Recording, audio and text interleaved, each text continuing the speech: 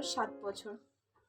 Cerebral পালসিতে আক্রান্ত, অ্যাথিটয়েড এবং কোয়াড্রিপ্লেজিকও রয়েছে থাকার কারণে আমিলা সারাদিন শুয়ে থাকে এবং এক জায়গায় শুয়ে থাকার জন্য সে তার দিদাকে সব সময়তে পায় না, সামনে পায় না এবং নিজের চাহিদা আর বোঝাতেও পারে না। নিজের চাহিদারে বোঝানোর জন্য ওর দিদাকে একটি নতুন নিয়ম অবলম্বন করা হয়েছে।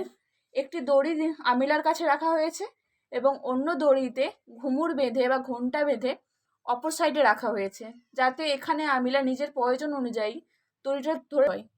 দেখুন আমিলা কিভাবে নিজের চাহিদা ও দিদাকে বোঝাচ্ছে। দেখুন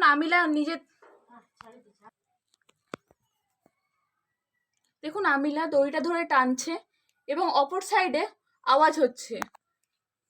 এর টানতে পেরে যায় ও দিদাকে প্রয়োজন আছে এখন।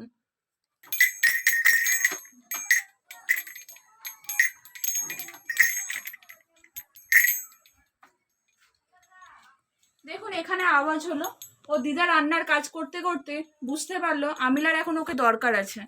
ও দিদা সেই মুহূর্তে যে আমিলার কাছে যাবে এবং চাহিদাও পূরণ করবে। দেখুন ও দিদাও চলে আসবে ঘন্টার আওয়াজ শোনার সাথে সাথে।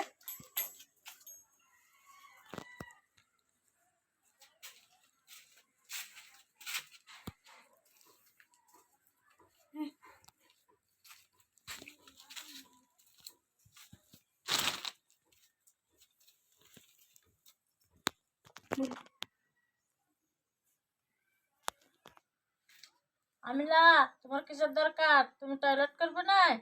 আমিলা, খিদে পেয়েছে? Break Free Solutions brought to you by EI Labs and Project Discovery.